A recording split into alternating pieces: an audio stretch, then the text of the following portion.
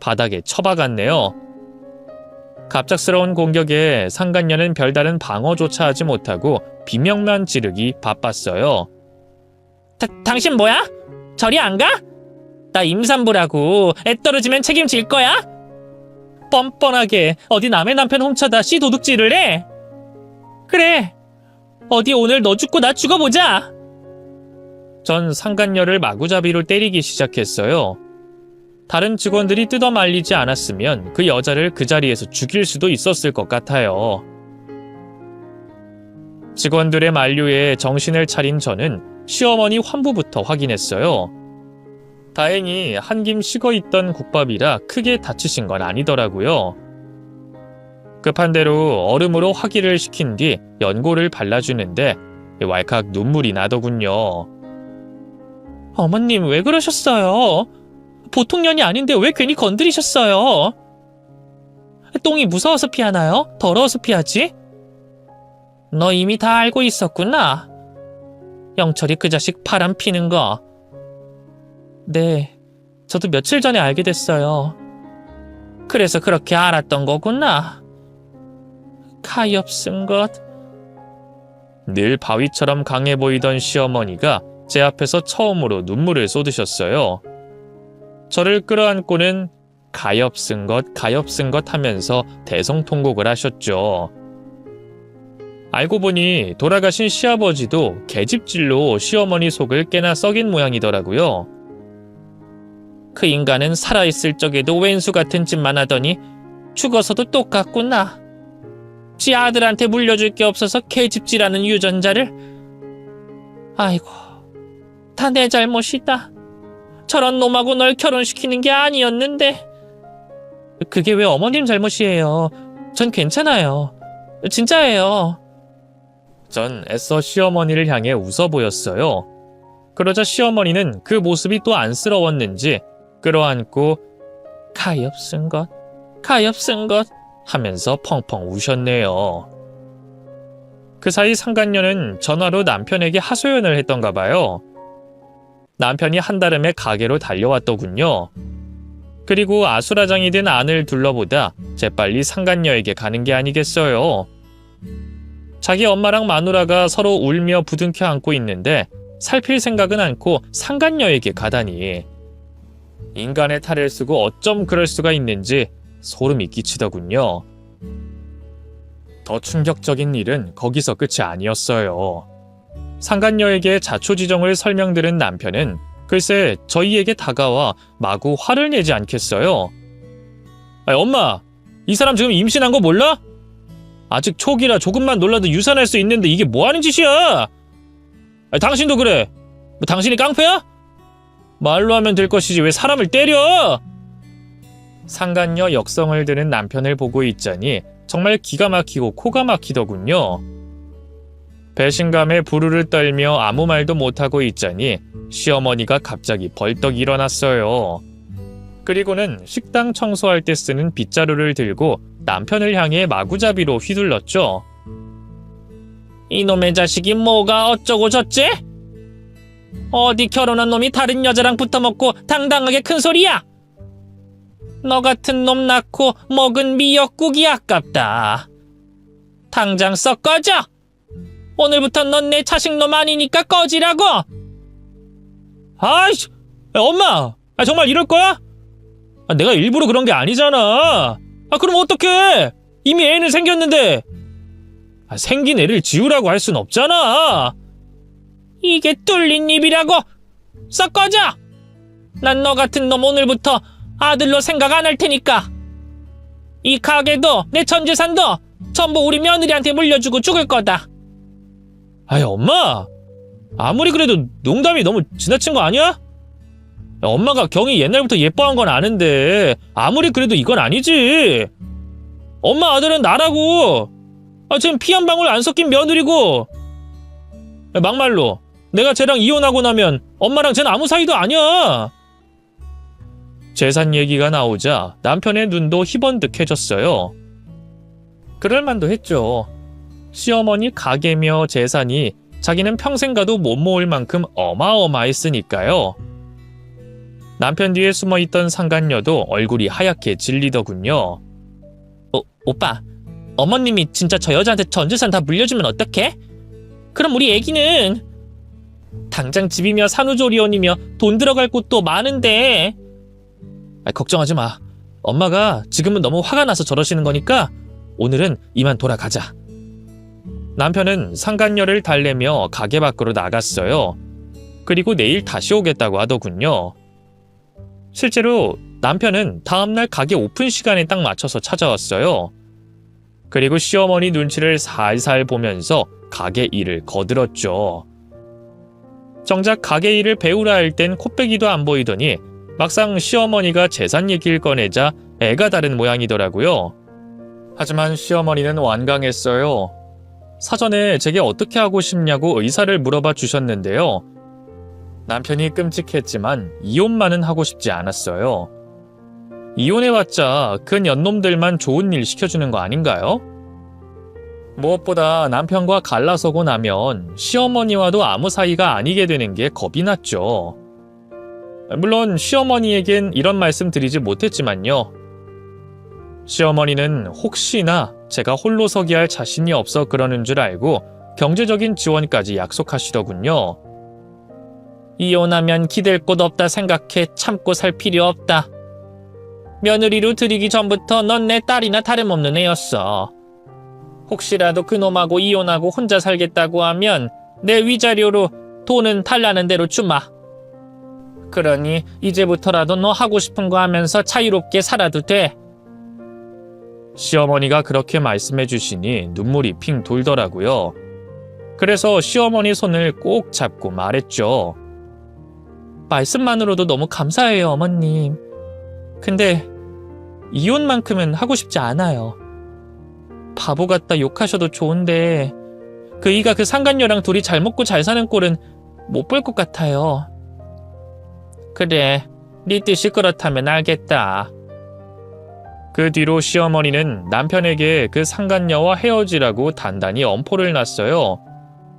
뱃속에 있는 애도 지우고 다시 제게 돌아온다면 한 번은 봐주겠다고 했죠.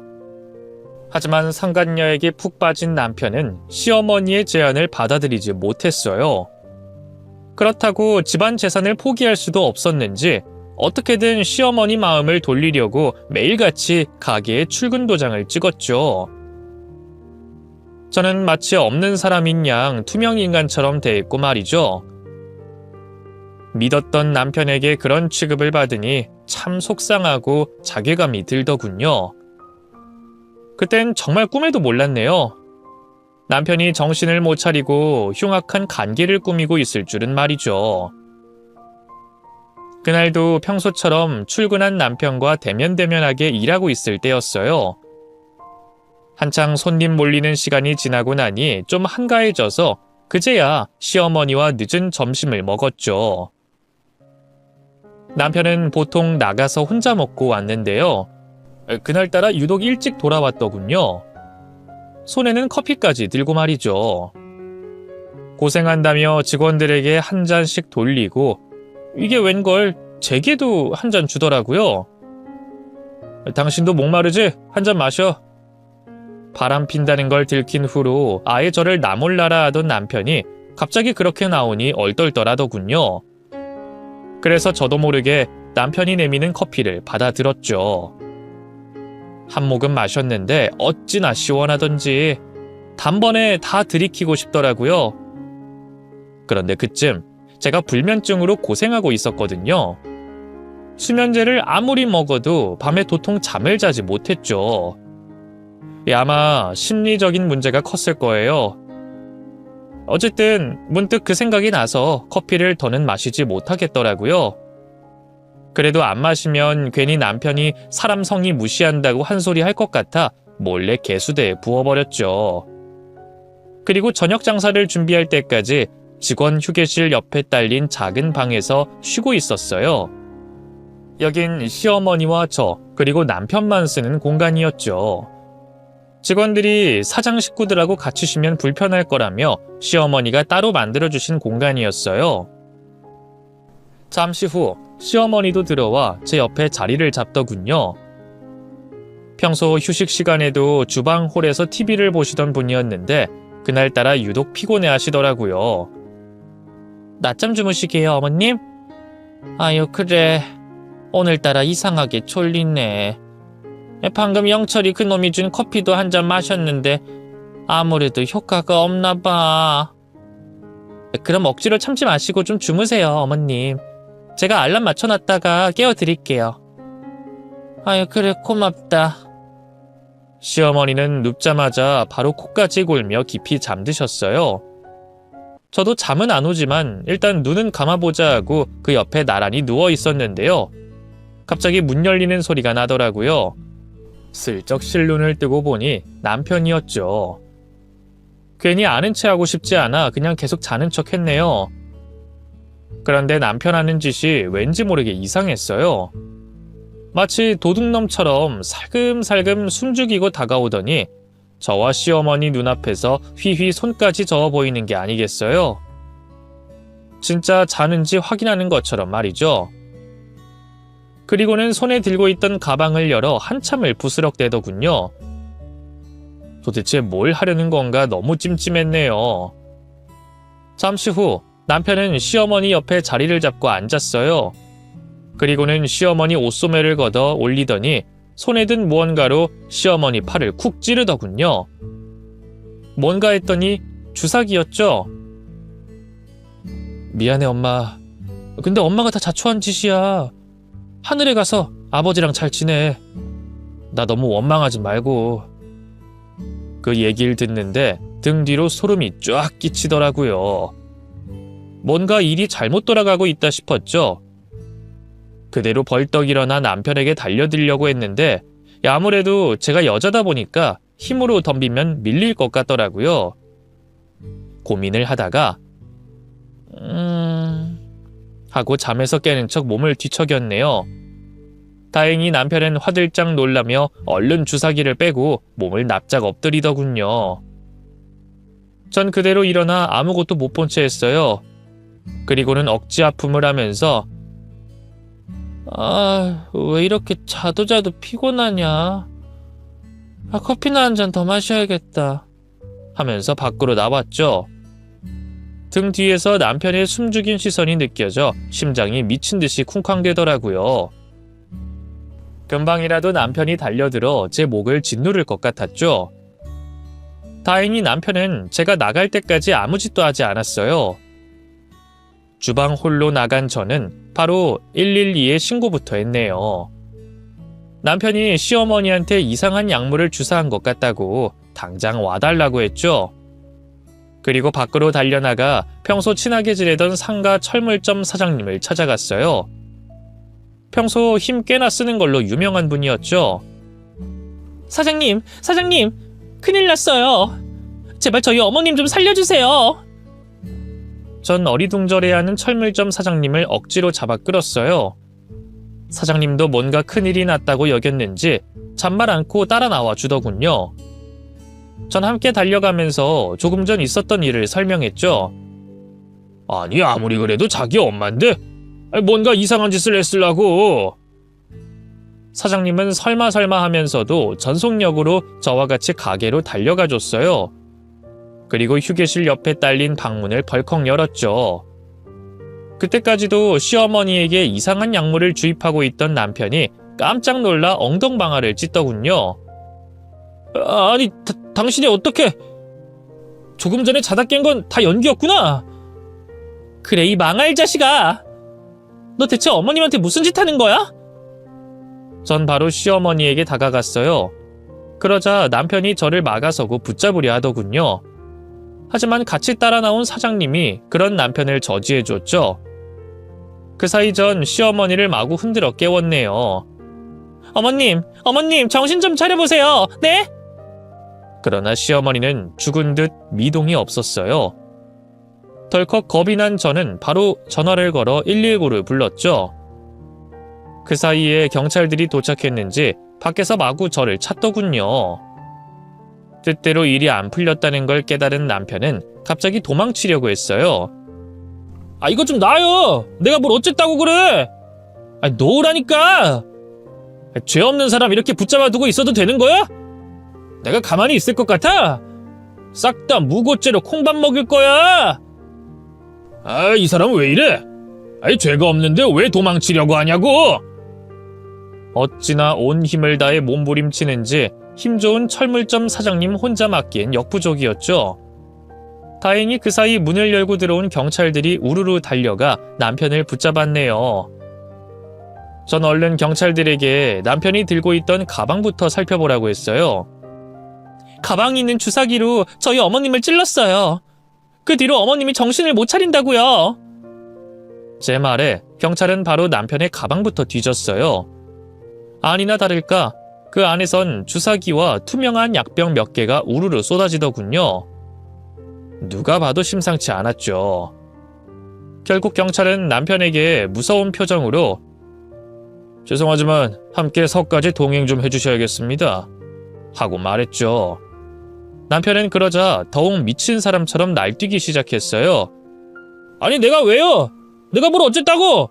지금 저 여자 말만 듣고 나한테 이러는 거야? 이게 말이 돼? 저 여자 지금 내가 자기 놔두고 다른 여자 만났다고 눈 돌아 있어. 그래서 나 지금 억울하게 모함하는 거라고.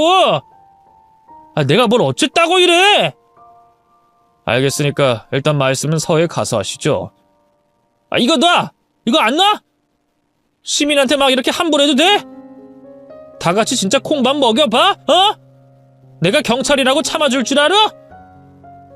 남편이 아무리 날뛰어봤자 경찰을 어떻게 이기겠어요. 그렇게 남편 먼저 경찰서로 이송되어 갔고요. 저는 시어머니와 함께 구급차를 타고 병원으로 갔죠. 병원 검사 결과 충격적이었어요. 남편이 시어머니 몸에 주사한 건 다름 아닌 니코틴이라는 약물이었습니다. 몰랐는데 이걸 인체에 다량으로 투입하면 니코틴 중독으로 숨이 끊어진다는군요. 조금만 늦었어도 큰일 날 뻔했다는 의사의 설명을 듣는데 온몸이 달달 떨리더라고요. 게다가 시어머니 몸에선 수면제도 함께 검출됐어요. 그 인간이 사온 커피에 수면제를 넣었던 거죠. 어쩐지 그날따라 다른 직원들도 그렇고 시어머니까지 유독 졸려하더라니 완벽한 계획 범죄였던 거죠. 어떻게 자식이 자기 부모한테 이런 인면수심의 끔찍한 범죄를 저지를 수 있는지 너무나 무섭더군요. 시어머니는 다행히 목숨에 지장은 없었지만 꼬박 이틀간 정신을 못 차리셨어요. 그 사이 저는 경찰서에 가서 진술도 하고 가게도 돌보며 바쁘게 보냈죠. 하루빨리 시어머니가 눈을 뜨길 바랬는데 막상 정신을 차렸다는 소식을 들으니 너무 막막하더라고요. 도대체 뭐라고 설명을 드리면 좋을지. 아무리 바위처럼 강한 분이라 하더라도 아들이 자기를 죽이려고 했다는데 충격받지 않겠어요? 그래서 차마 시어머니 눈도 못 쳐다보고 고개만 푹 숙이고 있는데 시어머니가 먼저 입을 열더군요. 영철이지? 그놈이 뭔가 몹쓸 짓을 한 게 틀림없어. 어쩐지 그놈이 갑자기 커피를 챙겨줄 때부터 이상하다 했다. 그 꺼질 것 같은 목소리를 듣는데 왈칵 눈물이 나더군요. 어머님, 죄송해요. 제가 어떻게든 막았어야 했는데. 아이, 됐다. 간호사 선생님 말 들어보니 네가 나 데리고 병원 온 거라며? 너 아니었으면 죽을 수도 있었다더라. 영철이 그놈은 지금 어딨니? 유치장에 있어요. 그 인간이 어머님한테 수면제 먹이고 재운 다음 몹쓸 약물을 주사했지 뭐예요. 예상외로 시어머니는 담담했어요. 마치 언젠가는 이런 일이 생길 줄 알았다는 것처럼 말이죠. 그 자식이 계속 나한테 유산 얘기를 꺼낼 때부터 혹시 이런 일이 생기지 않을까 생각은 했는데 사람이길 포기한 놈답구나. 그런 놈을 그동안 내 자식이랍시고 품고 살았으니 어머님, 난 괜찮다. 그보다 아가 네가 많이 놀랐지. 오히려 저를 위로하시는 시어머니 앞에서 부끄러운 줄도 모르고 아이처럼 엉엉 울었던 것 같아요. 한편 경찰 수사 결과 드러난 진실은 너무나 끔찍했어요. 예상했던 대로 남편은 시어머니의 유산과 보험금을 노리고 죽일 작정을 한 거였어요. 그냥 가만히 있으면 시어머니가 모든 재산을 제게 물려줄까봐 겁이 난 모양이더군요. 게다가 전직 간호조무사였던 상간녀도 공범이었죠. 약물이며 주사기를 조달하는 데 힘을 썼더군요. 둘 다 사건이 경찰에서 검찰로 넘어가자 똥줄이 탔던가 봐요. 저와 시어머니를 찾아와 손이 발이 되도록 싹싹 빌더군요. 남편은 시어머니 치맛자락을 붙잡고 눈물 콧물을 쏟으며 애원했어요. 내가 잠깐 미쳤었나 봐. 엄마가 자꾸 아들인 나를 찬밥 취급하고 이 사람만 감싸고 도니까. 제발 한 번만 봐줘. 나 그래도 엄마 하나뿐인 아들이잖아. 응? 난 너 같은 아들 둔 적 없다. 분명 전에 인연 끊겠다 했을 텐데. 그리고 세상 천지에 자기 죽이려고 한 놈을 아들로 계속 거둘 애미가 어디 있겠니? 긴 말할 거 없고 죗값 달게 바꿔라. 다 네가 뿌린 씨앗이다. 아유 엄마, 내가 잘못했어. 제발 한 번만 봐줘. 응? 하지만 시어머니는 흔들리지 않았어요. 그런 남편을 확 밀어내며 야멸차게 돌아서더군요. 그러자 안 되겠다 싶었나 봐요. 그때부터 남편과 상간녀는 저를 향해 사정하기 시작했습니다. 여보, 내가 잘못했어. 제발 우리 엄마 좀 설득해줘라. 그래도 당신을 제일 예뻐하시잖아. 응? 미쳤어? 내가 왜? 제발 부탁이야. 당신 아직 나 사랑하잖아. 아니야? 남편의 말을 듣고 있자니 기가 막히고 코가 막히더군요. 사랑? 내가 당신을? 도대체 어떻게 하면 그런 생각을 할 수 있는 거야? 아, 내가 아직까지 당신이랑 이혼 안 하고 있어서? 그건 그냥 당신이 저 상간녀랑 둘이 잘 먹고 잘 사는 거 꼴 보기 싫어서 그랬던 거지. 이미 당신한테 마음 뜬 지는 오래야. 사랑은 무슨, 웃기고 있네. 감옥 가서 콩밥 먹으면서 그 못된 심부나 고쳐. 알겠어? 여보, 제발. 당신만 나 받아준다면 나 다시 당신한테 돌아갈게. 응? 이 여자하고는 그냥 애가 생겼다고 해서 책임감 때문에 만났던 거지. 내가 사랑한 건 당신뿐이야. 진짜야. 급기야 남편은 상간녀를 버리겠다는 말까지 했어요. 그러자 옆에서 같이 무릎을 꿇고 있던 상간녀가 파르르 떨더군요. 오빠, 지금 말 다 했어? 아무리 발등에 불 떨어졌다고 하지만 이건 너무하잖아. 어떻게 내 앞에서 그런 말을 해? 아이씨, 이거 나! 애초에 일이 이렇게 된 게 다 너 때문이잖아. 네가 이대로 엄마 재산 다 빼앗길 거냐고 충동질해서. 이제 와서 내 탓하는 거야? 남편과 상간녀는 저를 앞에 두고 옥신각신 싸우기 시작했어요. 그 꼴이 어찌나 한심하던지 기가 막혀 말이 안 나오더군요. 남의 가게에서 이렇게 싸우지 말고 둘 다 이만 나가주지? 그리고 조만간에 이혼 서류 보낼 테니까 거기에 도장 찍어줘. 아, 그리고 변호사 선임하는 김에 상간녀 소송도 같이 걸 거니까 위자료도 준비하고. 제 말에 두 년놈의 얼굴이 하얗게 질리는 게 아주 볼만하더군요. 특히 남편은 잠깐만! 이제 와서 무슨 이혼이야. 방금 내 말 못 들었어? 잠깐 흔들렸을 뿐이지 내가 사랑한 건 당신뿐이라니까? 나 안 받아줄 거야? 하고 어쩔 줄 몰라 했어요. 전 그런 남편에게 차가운 비웃음을 돌려줬죠. 당신이야말로 내가 한 말 뭘로 들었어? 그동안 내가 이혼 안 해준 건 둘이 잘 먹고 잘 사는 꼴 보기 싫어서였다니까? 근데 이젠 이혼해줘도 둘이 잘 먹고 잘 살 것 같진 않거든. 나란히 콩밥 먹을 판인데 무슨. 됐고 이만 꺼져주라. 안 그럼 영업방해죄로 또 경찰 부를 거야.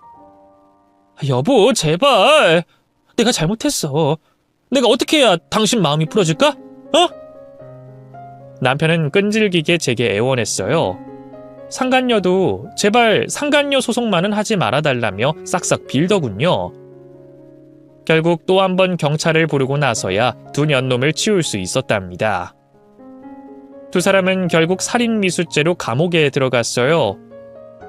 초범의 미수라는 이유로 형은 길지 않았지만 그래도 둘 호적에 빨간 줄을 긋게 만든 것만으로 만족해요. 저는 남편이 교도소에 있는 동안 이혼을 진행했고요. 무사히 자유로운 몸이 될 수 있었답니다. 이혼 후 전 남편과 상간녀는 어찌저찌 재혼한 모양이더라고요. 하지만 그렇게 잘 살진 못했어요. 글쎄, 또 다른 충격적인 반전이 숨어 있었지 뭐예요. 알고 보니 상간녀 뱃속에 있는 애는 전 남편 자식이 아니었어요. 다른 남자와 하룻밤 잠자리로 생긴 아이를 전 남편 애라고 속인 모양이더군요. 혈액형이 안 맞아서 결국 덜미를 잡힌 모양이더라고요. 결국 남편은 그 상간녀와 반년도 못 살고 이혼했고요. 그 뒤로 폐인처럼 살다 지금은 시골에서 막노동하면서 사는 모양이더라고요. 상간녀도 여자 혼자 몸으로 애를 키우느라 모진 고생을 하는 것 같더군요. 안타깝긴커녕 통쾌하기만 하다면 제가 너무 못된 걸까요? 한편 시어머니는 그 사건 이후 생각이 많아지셨어요. 특히 유산에 대한 염려를 많이 하셨죠. 자기를 죽인 아들놈에겐 땡전 한 푼 주고 싶지 않다면서 말이에요. 결국 시어머니는 전 재산 중 일부는 사회에 환원하고요. 일부는 제게 물려주셨어요. 자기 앞으로는 땡전 한 푼 남기지 않으셨네요. 그걸 안 전 남편은 미치려고 했지만 어째요? 그렇게 진작에 마음을 곱게 썼으면 될 일이죠. 현재 저는 누구보다 잘 살고 있어요. 시어머니는 몇 년 전 지병으로 돌아가셨는데요. 돌아가시기 전에 제 손을 꼭 잡고 그러셨죠. 그동안 고생 많았다고. 자기랑 자기 못난 아들 때문에 좋은 시절 다 흘려보내게 한 거 미안하다고요.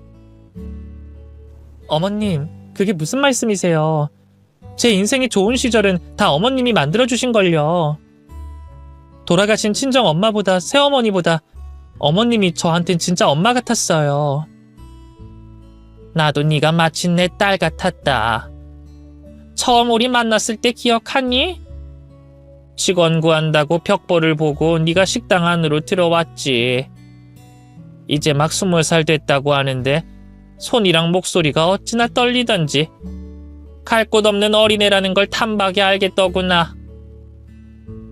처음 나 상경했을 때가 생각나서 그냥 보내려다 모른 척 받아줬지. 그렇게 식당 사장이랑 직원으로 같이 일할 때 얼마나 행복했니? 거기서 끝났으면 좋았을걸. 하필 그 거지 같은 놈이랑 결혼을 해선. 그게 무슨 말씀이세요, 어머님? 저는 결혼한 거 후회 안 해요. 그 인간 덕분에 어머님이랑 진짜 가족이 될 수 있었는걸요? 제 말에 시어머니는 말없이 미소를 지으셨어요. 그리고 잠이 든 것처럼 스르륵 두 눈을 감으셨죠. 시어머니가 돌아가신 후 한동안 참 힘들었어요. 친정아버지 부고 소식을 들었을 때보다 심적으로 더 황폐했네요. 거진 석 달을 꼼짝없이 앓았던 것 같아요. 다행히 곁을 지켜준 동생 덕분에 다시 일어날 수 있었죠. 그쯤에 동생이 좋은 남자를 만나 결혼하는 바람에 이것저것 준비할 게 많았거든요. 정신없이 몸을 움직이다 보니 또 사라지대요. 그렇게 동생을 시집 보내고 혼자가 된 저는 시어머니가 물려주신 식당 문을 다시 열었죠.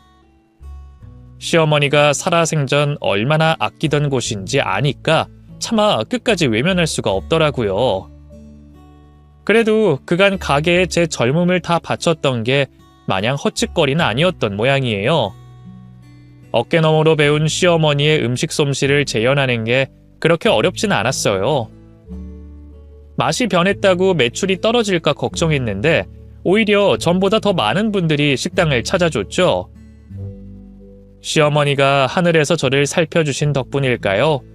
가게 손님이었던 분과 마음이 통해 재혼도 하게 됐어요. 저보다 2살 연상의 자기 사업장을 운영하고 있는 사람인데요. 전 남편과 달리 성실하고 다정다감한 사람이랍니다.